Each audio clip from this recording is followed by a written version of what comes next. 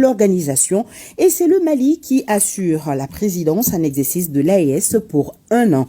Les temps forts de cette journée à Niamey avec nos envoyés spéciaux Ibrahima Traoré et Idrissa Traoré. C'est une nouvelle page de l'histoire sous-régionale qui vient de s'écrire ce samedi 6 juillet 2024 dans la capitale nigérienne avec le tout premier sommet de l'Alliance des États du Sahel. Une session mémorable marquée par la création de la Confédération de l'AES avec la signature de ce traité par les présidents du Burkina Faso, du Mali et du Niger. Déjà à l'ouverture des travaux, les 3 dirigeants ont affiché d'emblée leur concordance de vues sur les enjeux politiques, sécuritaires et de développement au Sahel. Et la Confédération de l'AES se pose comme alternative pour répondre aux aspirations des populations. Je sais qu'avec mes frères, les présidents Tchani et Traoré, nous ne dirons bientôt plus les populations respectives de nos pays, mais plutôt nos populations AES. Car l'AES que nous sommes en train de mettre en place est d'abord et avant tout l'AES des peuples. Une AES dans laquelle les Burkinabés et les Nigériens seront chez eux au Mali et inversement. Nous avons le même sang qui coule dans nos veines. Dans nos veines coule le sang de ces vaillants guerriers qui ont combattu et qui ont réservé ces terres que nous appelons Mali, Burkina et Niger. Le sommet objet de notre retrouvaille aujourd'hui est l'aboutissement de notre farouche volonté commune de reconquête de notre souveraineté nationale et de réhabilitation de notre dignité légendaire. L'approbation formelle du traité portant création de la Confédération Alliance des États du Sahel AES consacrera ainsi l'aboutissement des aspirations de nos populations à sceller sur le socle de notre espace sahélien une union d'États partageant les mêmes défis et les mêmes ambitions, en un mot, le même destin. Sur le volet sécuritaire, la coopération militaire est jugée déjà exemplaire. Un partenariat qui se traduit sur le terrain par des opérations conjointes, des partages de renseignements ou encore des droits de poursuite des terroristes et autres bandes criminelles. Notre alliance a très tôt su traduire en action l'architecture de défense collective et d'assistance mutuelle mise en place pour lutter contre le terrorisme sous toutes ses formes et contre la criminalité en bande organisée dans notre espace commun. Je tiens à insister sur la notion d'espace commun pour saluer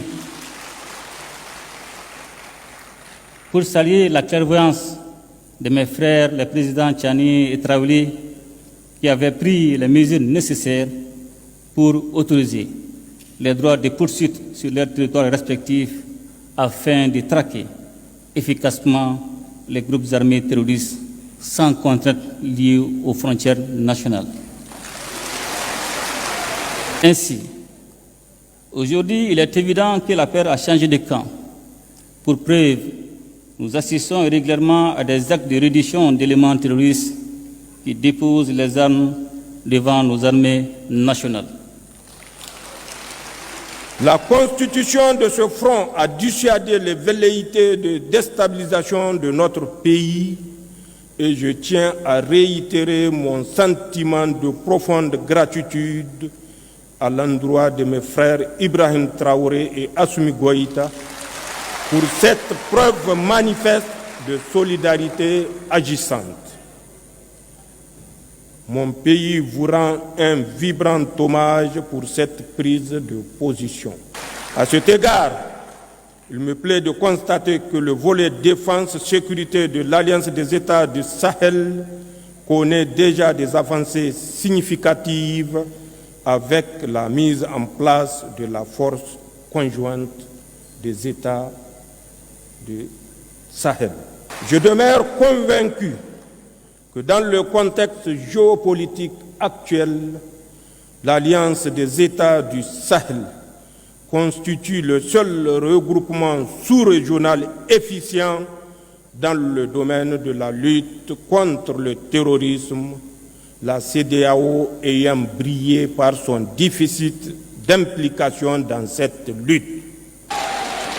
Ils ont fait fourvoyer dans nos zones plusieurs mercenaires, des formateurs. Les agents sont descendus dans le Sahel pour espérer mener des attaques barbares, lâches contre nos populations, espérer les révolter. En plus de ces attaques sur le terrain, les attaques communicationnelles, la manipulation, la désinformation battent son plein dans leur rang.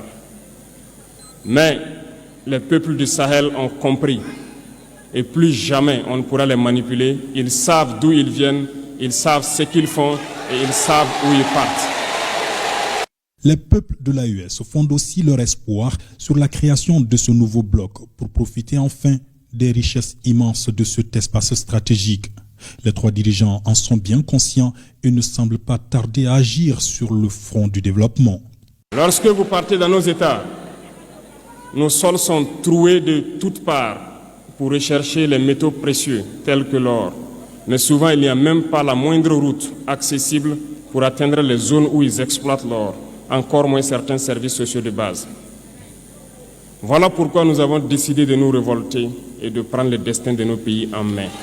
Concernant l'axe développement, il est urgent de créer les conditions d'une véritable sécurité alimentaire dans les pays de l'Alliance et mettre en place le dispositif économique, financier et monétaire nécessaire au financement du développement et à l'investissement productif dans l'espace des États de l'Alliance. Cette liberté de circulation sera sous-tendue par une accélération des investissements dans le domaine des infrastructures routières et ferroviaires et aériennes, et dans celui des nouvelles technologies de l'information et de la communication. Toute chose qui catalysera l'approfondissement des investissements dans le domaine de la production agricole et dans celui des industries de transformation, profitant ainsi de la complémentarité de nos économies. Chaque président s'est engagé à défendre cet idéal cher aux pères fondateurs du panafricanisme.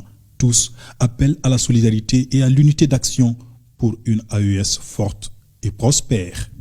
Nous honorons aujourd'hui à Niamey notre rendez-vous avec l'histoire pour faire revivre avec notre confédération l'esprit d'unité voulu par les pères fondateurs du panafricanisme. En assumant notre part de responsabilité et de leadership dans cette œuvre exaltante et indispensable pour la région du Sahel, voire au-delà.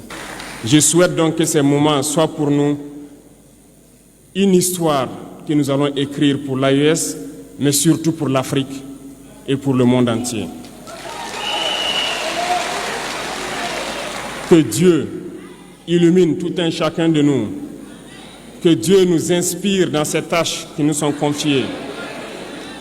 Et surtout, que lorsque nous faisons tous nos travaux, que nous ayons en tête une seule chose, l'intérêt suprême de nos populations. Et c'est le Mali qui assure désormais la présidence en exercice de l'AES. La prochaine session parlementaire se tiendra à Ouagadougou. La rencontre a été sanctionnée par un communiqué final et une déclaration dite de Niamey. Voilà, des discours qui vont résonner longtemps dans le temps. Revenons sur l'arrivée du président de la transition, le colonel Assimi Goïta, ce matin dans la capitale nigérienne, où il a participé au premier sommet de l'AES. Le chef de l'État a été accueilli par son homologue du Niger. On notait la présence d'une forte colonie malienne, burkinabé et nigérienne.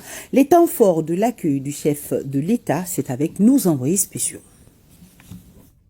Aéroport international Diori Amani de Niamey ce samedi. Il est 10h07 en heure locale lorsque l'avion du président de la transition s'immobilise sur le tarmac.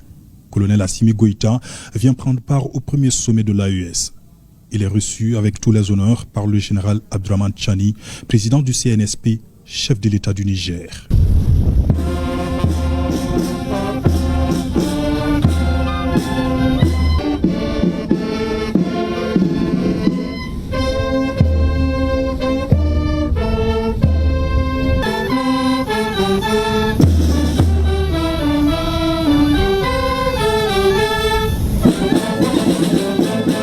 Le président Assimi Goïta salue ensuite le Premier ministre, les membres du CNSP et du gouvernement ainsi que des leaders traditionnels et religieux. Plusieurs troupes folkloriques du pays étaient là aussi pour souhaiter la bienvenue au chef de l'État.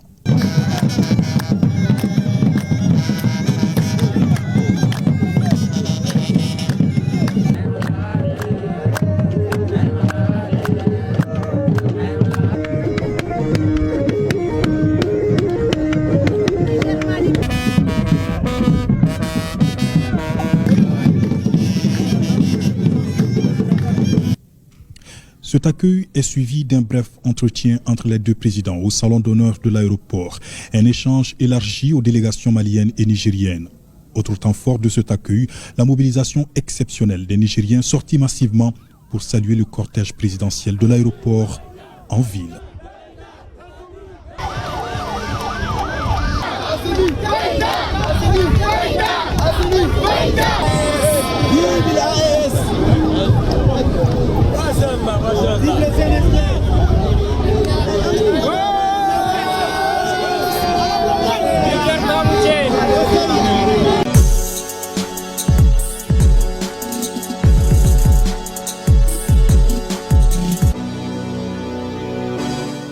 Et oui, nous arrivons à notre invité de cette édition, Dr Ali Tunkara, enseignant-chercheur à l'Université des Lettres et des Sciences Humaines de Bamako. Il est le directeur exécutif du Centre des études sécuritaires et stratégiques au Sahel. Docteur, bonsoir. Bonsoir, Madame Traoré. Merci de venir sur notre plateau pour parler de cet événement.